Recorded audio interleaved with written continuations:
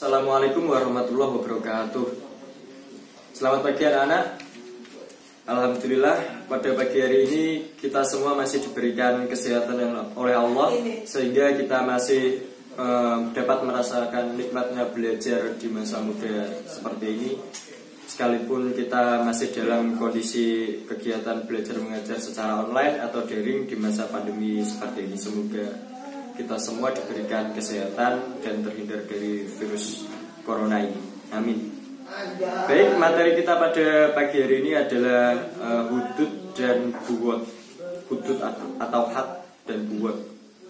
Nah, sebelum kita mulai pelajaran pada pagi hari ini, mari kita membaca suratul Fatihah sebelum memulai pelajaran. Berdoa bersama-sama. Bismillahirrahmanirrahim. Alhamdulillahirabbil alamin. Arrahmanirrahim. Maliki yaumiddin. Iyyaka na'budu wa iyyaka nasta'in. Ihdinas siratal mustaqim. Siratal ladzina an'amta 'alaihim ghairil maghdubi 'alaihim waladdallin. Rabbighfirli wa liwalidayya amin. Baik, kemarin kita sudah menyelesaikan pada bab pertama, yaitu tentang jinayah. Kalian sudah mempelajari ya tentang jinayah yang kemarin materi yang sudah saya sampaikan. Mungkin kalian masih ingat kalau definisi kita mengulas sedikit materi yang kemarin, yaitu definisi jinayah adalah hukum fikih yang membahas tentang kriminal meliputi kasus yang mencederai atau melukai orang lainnya. Jadi jinayah itu hukum fikih yang dimana pembahasannya meliputi tentang bagaimana kasus-kasus kriminal dan konsekuensi-konsekuensinya. Lalu sekarang yang akan kita bahas adalah tentang hudud dan buwot. Ada yang sudah tahu apa itu hudud? Nah, di LKS kalian tentu sudah dijelaskan apa itu hudud, dan ini akan sedikit saya bacakan. Hudud, bahwa definisi hudud itu adalah hukuman untuk orang-orang yang melakukan perkara yang dilarang oleh Allah. Nah, sumbernya itu bersumber dari Quran surat Al-Baqarah ayat 187 yang bunyinya A'udzu billahi minasyaitonir rajim. Bismillahirrahmanirrahim.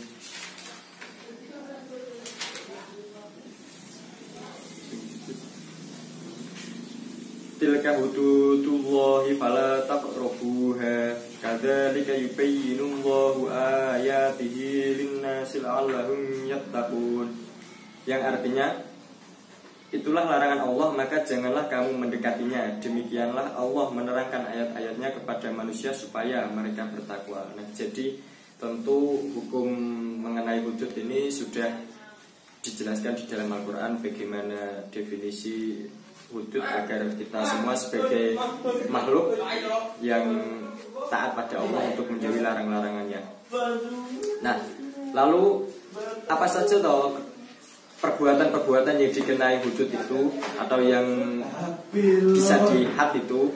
Yang pertama yaitu zina. Zina itu dibagi menjadi dua. Yang pertama yakni zina muson. Nah, zina muson adalah zina yang pelakunya masing-masing, baik si perempuan maupun si laki-laki itu sudah berpasangan atau sudah mempunyai ikatan sah dengan suami istri mereka masing-masing, lalu mereka melakukan perzinahan itu. Nah, seorang pelaku zina muson itu dapat dikenai had zina atau dapat dilaksanakan pada pelaku yang sedang melakukan zina tersebut, dapat dihad atau dihukum dengan syarat. Yang pertama itu ada saksi 4 orang laki-laki. Nah, tentu 4 orang laki-laki ini adalah orang yang muslim, yang balik atau waras akalnya dan adil, bersikap adil. Tentu lebih lengkapnya bisa dibaca di LKS kalian masing-masing. Lalu syarat yang kedua yakni jika perempuan, maka saksi yang dapat dikatakan untuk seorang pelaku zina terkena had adalah 7 orang perempuan sebagai saksi, tentunya dengan syarat-syarat yang sama. Lalu Apa hadnya zina? Nah, setelah pelaku zina, baik si perempuan dan juga si laki-laki tersebut sudah terbukti bahwa mereka melakukan perzinaan, yaitu zina muhsan, lalu mereka akan dihukum rajam. Nah, hukum rajam yaitu dia itu dikubur setengah badan. Nah, lalu separuh badan yang kelihatan nampak di atas tanah itu dilempari dengan batu. Nah, batunya nggak boleh besar juga nggak boleh kecil, nggak boleh lancip juga. Jadi batu-batu yang hitam, yang keras itu tapi nggak boleh lancip. Nah, itu dilemparkan pada pelaku zina muhsan sampai orang tersebut meninggal. Dan siapapun itu berhak melaksanakan had zina tersebut.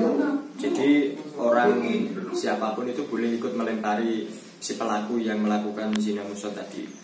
Lalu yang kedua yakni ghairu muhsan, yaitu perzinaan yang pelakunya adalah sama-sama belum ada ikatan pernikahan. Ya, ini yang sering kita jumpai sekarang ya, kasus-kasus perzinaan antara anak-anak muda zaman sekarang itu ya ini zina ghairu muhsan.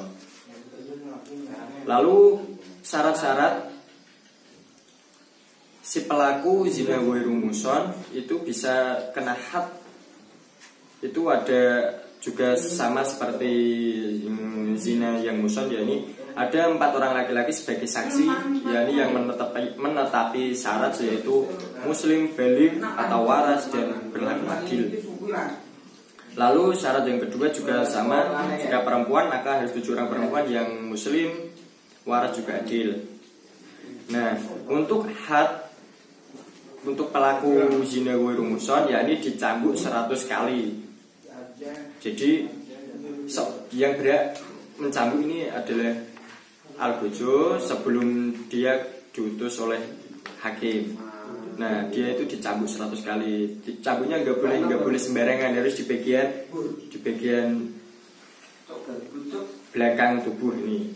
Nah, nyambuknya itu kalau zaman dulu itu memakai pelepah kurma. Kalau zaman sekarang sudah, kalau di Indonesia tidak ditemui pelepah kurma, ya pakai rotan itu juga bisa. Lanjut, yakni yang kedua adalah perbuatan yang dikenai had, yaitu khadhf atau di LKS sekalian ditulis khadhf. Nah, itu adalah orang yang menuduh orang lain zina tanpa bukti yang otentik. Nah, artinya begini, ketika ada seseorang menuduh orang lain itu zina tanpa bukti yang otentik, itu adalah khadhf. Dia menuduh tanpa ada bukti otentik. Nah,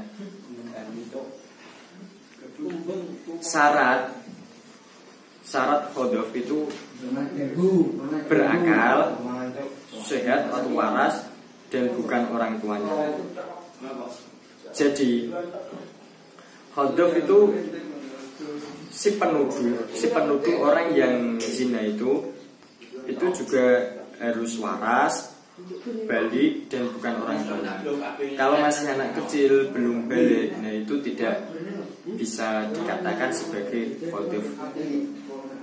Atau orang yang tidak berakal, atau orang edan, orang gila, orang stres yang di jalan-jalan itu tidak terkena hukum. Khadhf itu juga bisa gugur dengan syarat. Maksudnya bisa gugur itu, jadi khadhf si pelaku penuduh orang yang dituduh zina tersebut itu tidak terkena had sebagai pelaku penuduh apabila 1. Adanya saksi yang menguatkan. Ya, saksi yang menguatkan itu tak seperti tadi, 4 orang jika laki-laki yang memenuhi syarat, yakni muslim, berakal sehat, dan juga seorang yang adil. Jika perempuan maka 7 orang perempuan yang muslim, yang waras, dan juga yang adil. Nah, maka itu tidak jatuh hukum khadhf. Jadi si pelaku penuduh tersebut tidak terkena had khadhf. Lalu yang kedua, syarat yang kedua yaitu memaafkannya orang yang dituduh. Jadi seumpama si pelaku penuduh menuduh orang zina, orang lain zina. Nah, tapi orang yang dituduh tersebut tidak terbukti dan juga mau memaafkan si pelaku yang menuduh dirinya zina tadi, nah itu juga gur hukum hadifnya, dia tidak terkena had. Lalu yang ketiga, tuduhan seorang suami yang bersumpah atas istrinya yang melakukan zina. Nah ini maksudnya, ya ini bisa mungkin faktor dari emosi atau faktor yang lain. Jadi seorang suami yang sampai menuduh istrinya sendiri zina itu, atau bisa disebut dengan li'an, itu juga tidak terkena hukum hadif. Yang ketiga yaitu minuman keras. Nah kalau istilah minuman keras mungkin untuk anak muda, kalangan anak muda zaman sekarang masih bisa diakali. Nah ini saya ganti dengan mengkonsumsi perkara yang memabukkan. Nah jadi mengkonsumsi perkara yang memabukkan itu juga terkena had, karena itu juga termasuk perkara yang dilarang oleh Allah. Nah syaratnya adalah yaitu yang pertama tahu bahwa itu khamr atau itu perkara yang bisa memabukkan jika dikonsumsi. Nah itu bisa terkena had jika tetap dilakukan. Lalu yang kedua, tidak dipaksa. Artinya ketika kalian atau saya sedang berada di suatu tongkrongan bersama teman-teman, lalu ada satu teman atau dua atau tiga atau kebanyakan teman kita itu mengkonsumsi atau minum arak atau meminum minuman yang memabukkan, nah itu sedangkan kita sendiri itu tidak minum. Tapi berhubung kita dalam satu tongkrongan, terus kita itu dipaksa dan diancam. Nah tentunya dengan ancaman tersebut sehingga kita tidak bisa memberikan perlawanan. Mungkin ancamannya berupa nyawa atau yang lain lah. Sehingga kita itu sekiranya sudah tidak bisa ada memberi perlawanan, itu kita tidak apa-apa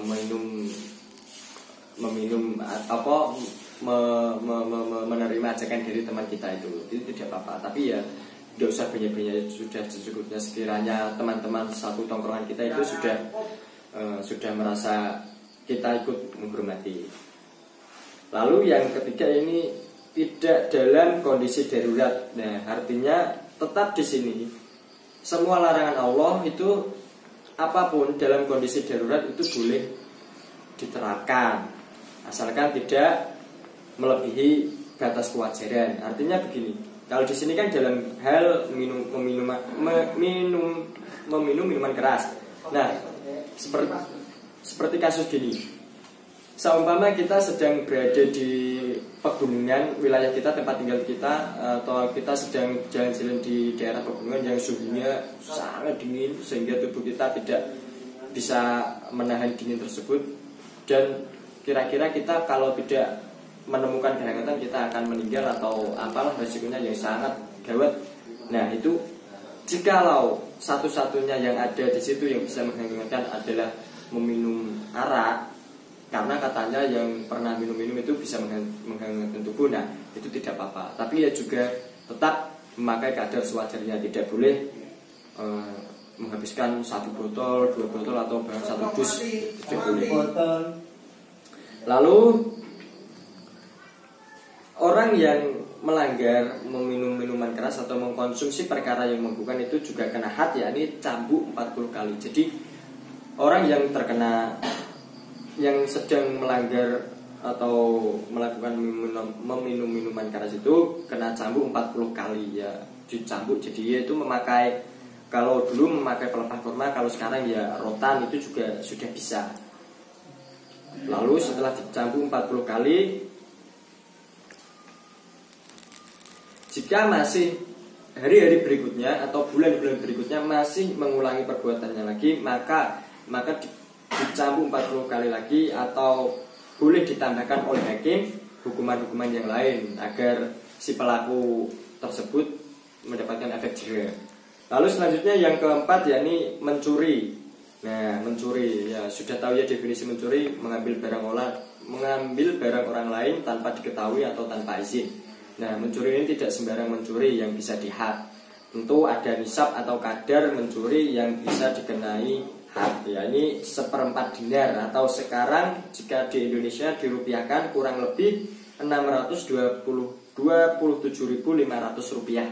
Nah itu jadi ya jika mencuri di bawah 627.500 rupiah itu mungkin tidak bisa dikenai had, tapi kalau berhubung di Indonesia itu negara hukum, kalau dilaporkan ke pihak yang berwajib mungkin bisa dipenjara. Tapi untuk hukum had itu tidak bisa terlaksana karena nisabnya tidak mencukupi. Nah, lalu orang yang mencuri sampai batas kadar, kalau diuangkan itu 627.500 itu, nah itu akan dipotong anggota geraknya. Ya, contohnya gini. Kalau mencuri yang pertama kali mencuri, nah si pelaku ini dipotong pergelangan tangannya sini, sebelah sini. Yang pertama tangan kanan, pergelangan tangan. Lalu yang kedua kaki kiri, pergelangan kaki kiri. Nah, lalu ini jika si pelaku tersebut masih mengulangi perilaku mencurinya, lalu kaki kiri, setelah tangan kanan, lalu kaki kiri. Jika masih diulangi lagi pergelangan tangan kiri, jika masih diulangi lagi, lalu pergelangan kaki kanan. Nah, jika masih diulangi ya wallahu alam, mungkin sudah meninggal dan mungkin sudah jera, sudah 4 kali dipotong kok masih mencuri. Nah, lalu yang kelima, yakni dirobah atau begal. Nah, ini yang sedang masih ramai di Indonesia, di negara kita, yakni kasus pembegalan. Apa toh itu begal? Nah, itu begal itu ada 4. Nah, di sini begal yang kena had itu ada 4. Yang pertama yakni membunuh tapi tidak mengambil harta. Jadi si pelaku pembegalan ini dia membunuh korbannya tapi tidak mengambil hartanya. Nah, itu juga terkena had. Tentu syarat-syarat orang yang bisa kena had dalam kasus pembegalan ini juga termasuk orang yang muslim, yang balik, yang punya akal, dan orang waras lah pokoknya. Itu jika melakukan pembegalan akan terkena had, yakni jika membunuh tapi tidak mengambil harta, hadnya itu dibunuh. Lalu yang kedua, membunuh dan mengambil harta. Nah, untuk yang kedua ini si pelaku pembegal yakni membunuh si korban tapi juga mengambil harta dari si korban. Nah, tentunya dengan kadar yang sama, yakni 1/4 dinar atau jika dirupiahkan 627.500 rupiah tadi. Nah, itu hadnya dibunuh lalu disalib. Nah, jadi beda-beda hadnya. Kalau cuma membunuh tapi tidak mengambil harta itu hanya dibunuh. Lalu kalau membunuh serta mengambil harta itu dibunuh lalu disalib seperti itu Yesus Tuhannya orang Kristen disalib. Lalu yang ketiga, tidak membunuh tapi mengambil harta. Nah, ini hadnya dipotong tangan kanan dan kaki kiri secara bersamaan. Berbeda dengan hadnya mencuri. Kalau mencuri kan bergantian. Yang pertama tangan kanan, kaki kiri, tangan kiri, lalu kaki kanan. Nah, kalau dalam kasus begal ini, untuk yang tidak membunuh tapi mengambil harta itu dipotong tangan kanan juga kaki kiri secara bersamaan langsung. Nah, yang keempat, tidak mengambil harta dan tidak membunuh. Nah, ini maksudnya begini. Mungkin si pelaku pembegal itu sudah siap-siap, sudah merencanakan aksinya dengan matang-matang, tapi rencananya tersebut sudah diketahui oleh warga dan belum sempat melaksanakan aksinya, tapi sudah kewenangan warga. Nah, itu hadnya langsung dipenjara atau ditakzir untuk memberikan efek jerah pada pelaku. Nah, sedangkan gini, sekarang pelaku, bagaimana pelaku yang tobat sebelum hakim menangkap pelaku? Nah, itu bagaimana? Nah, untuk pelaku pembegalan yang tobat sebelum hakim mampu menangkap pelaku pembegalan tersebut, maka gugur had begalnya. Nah, jadi gugur had begalnya ini maksudnya had dari kasus begal tersebut itu sudah gugur. Jadi dia tidak terkena had begal, tapi masih terkena had yang lain. Maksudnya begini. Yang pertama contohnya membunuh tapi tidak mengambil harta. Nah, tapi si pelaku tersebut tobat sebelum si hakim mampu berhasil menangkapnya. Nah, itu hadnya berarti hadnya seperti had membunuh, yakni juga dibunuh. Ya, itu contohnya. Yang poin kedua 3, 4 juga seperti itu. Tidak terkena had begal tapi terkena had yang lain.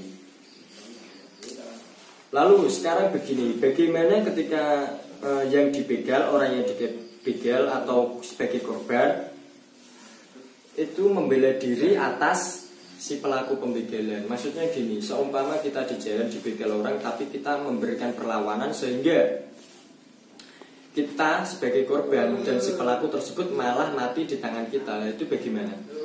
Nah, itu kalau menurut hukum Islam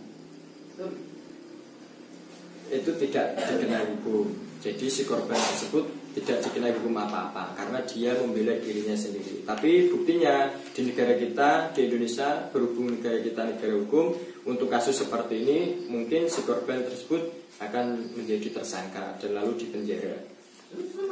Lalu yang keenam, yakni murtad atau keluar dari agama Islam. Ini yang terakhir, pertemuan kita yang terakhir. Yang keenam, yakni murtad, keluar dari agama Islam. Nah, untuk had murtad ini tidak bisa dilaksanakan sebelum si orang yang murtad tadi itu disuruh tobat untuk masuk Islam lagi, diberikan selang waktu selama 3 hari untuk tobat.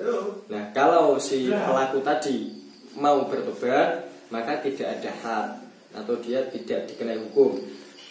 Dan jika si pelaku tadi tidak bertobat, maka dikenai had, yakni dibunuh dengan dipenggal lehernya.